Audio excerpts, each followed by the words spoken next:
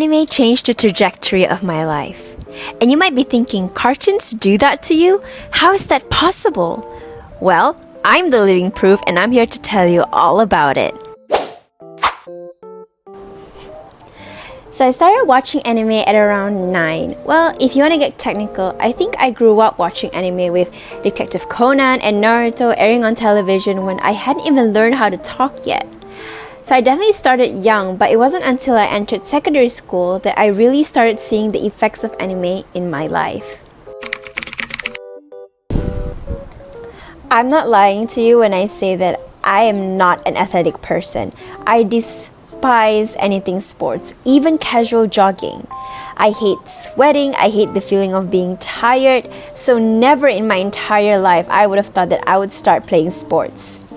But I did. Basketball, volleyball, softball, all of these stemmed from me watching sports anime. And there was a certain way that they portrayed the sports that made me feel like I must play it and become the next LeBron James. However, because of this, I went out of my comfort zone and I even entered my first ever sports competition. Despite being a new player and a substitute, I still had so much fun training and learning how to work as a team and meeting new people. With the increasing affection towards anime, it's no surprise that I want to consume more of their content. And back in the day, they weren't as much as fan-translated content as now, so technically, I was forced into understanding Japanese. But it turned out for the better. Because I was in that situation, I can now easily understand on a basic level. I even joined a Japanese class and met my Japanese teacher and met new friends, which heavily improved my speaking skills. Not only was I able to learn about new cultures and perspectives, but this greatly helped my third language subject, which I did get an A+ last semester. Unsurprisingly, I've dived deep down enough to reach the VTuber community where people stream with anime avatars.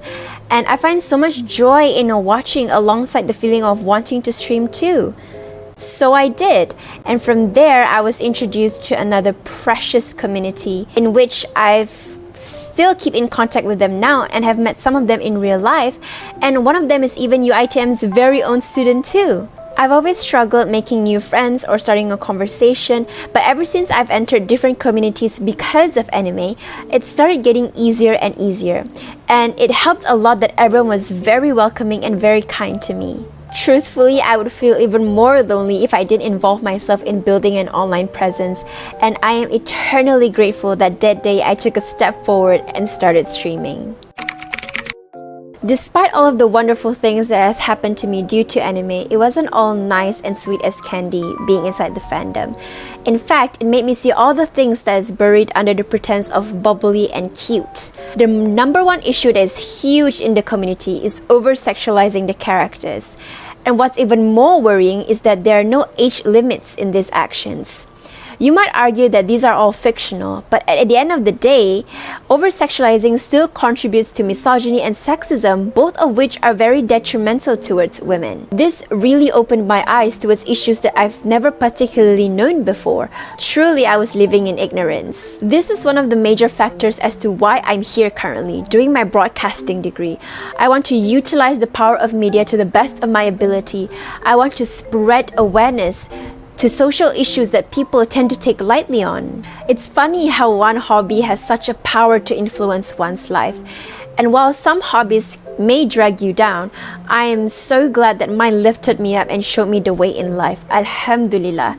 I'm sure if you utilize your hobby, it can definitely shine a light and change your entire perspective in life. That is all from me. Thank you for listening.